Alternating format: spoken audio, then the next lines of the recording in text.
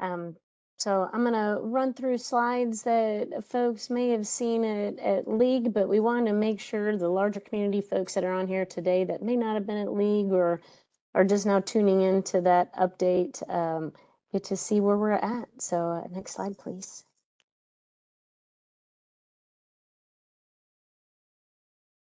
So as Noah talking about looking at the moon, we are going.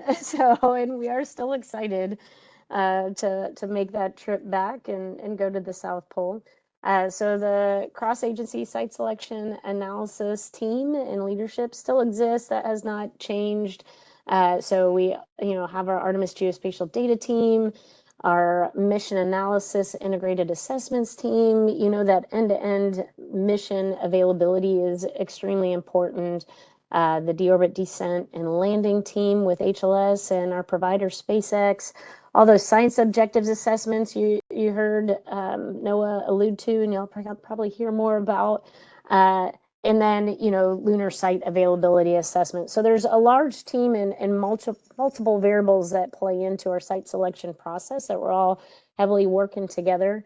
It is still approved at a NASA headquarters cross-directorate board for the reason of all the players and stakeholders is we're trying to go together and get good science.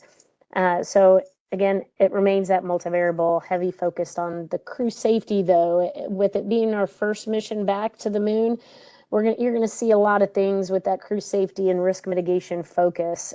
So it constrains Artemis 3 more than it will missions past Artemis 3. So what you see today in this presentation is very Artemis 3 specific. I'll say that a number of times during this presentation. Next slide. You may recall well, let's start with the landing regions where we got to in the announcement, right? These were the 9 that we got to. Everybody's super excited to hear, well, these are 13, sorry.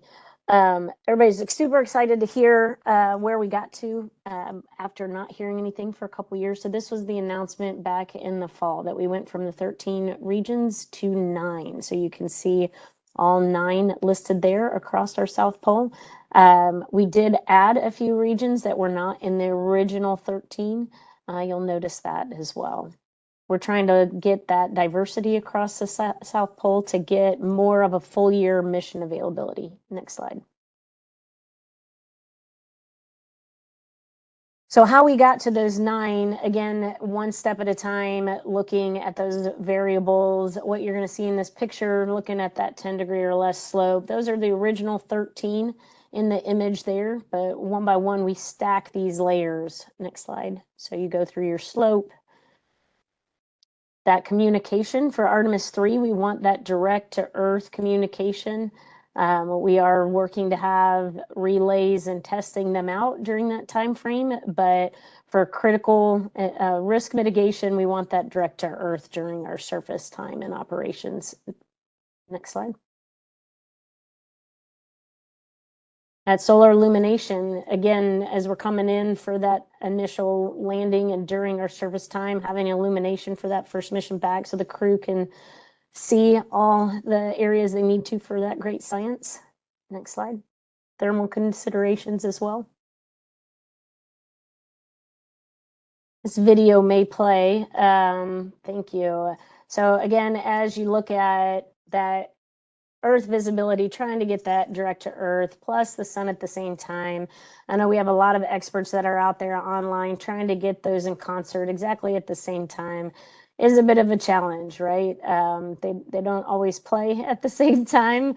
There's not this perfect 2 weeks on, 2 weeks off that they're both at the same time. So we work with that challenge as well. Next slide.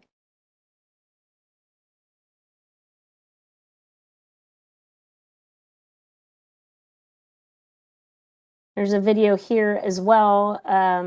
We wanted to communicate that the approach direction for this mission is specific to our NRHO orbit. And that approach definitely comes from that left side. And depending on the time frame and trajectory of that orbit, you can come in on that pi wedge you see going towards the South Pole. And we need illumination during this first mission back, again, to help mitigate those risks so the vehicle can see that terrain so it has good landing accuracy. Next slide. This one's also a video of looking at that pi wedge that you can see on the left picture in the previous that shows that illumination in that pi wedge. So finding that trajectory in that pi wedge with the right illumination during the right time frame we're going stacks up on that variability. Next slide.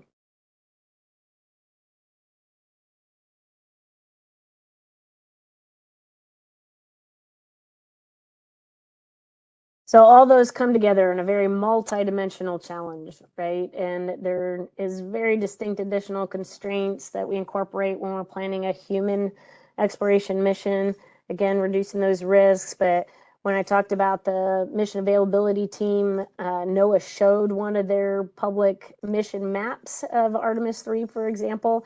You get from the Earth ascent off the Earth, SLS, Orion to the concert of HLS, all the transits, making sure that you don't have any eclipses, whether it's for solar array transit shadowing or transit communication, rendezvous that need to occur, and then all those variables that we just walked through on the lunar surface that we're looking at, the terrain, performance, illumination, comm, and then science, of course. It is a variable that's playing into our site selection process.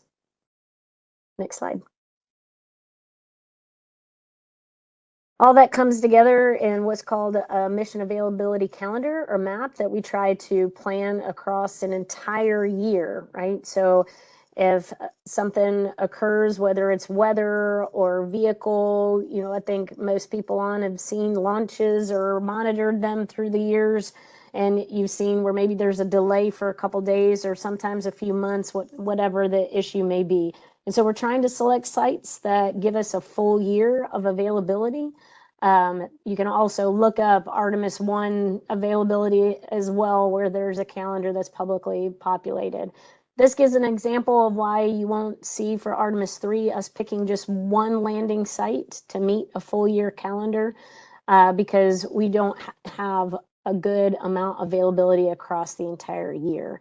So, but in this example, we would stick to one site for a few months and then switch to the next site that's available should we push the mission for whatever reason that causes it, weather or otherwise. Next slide.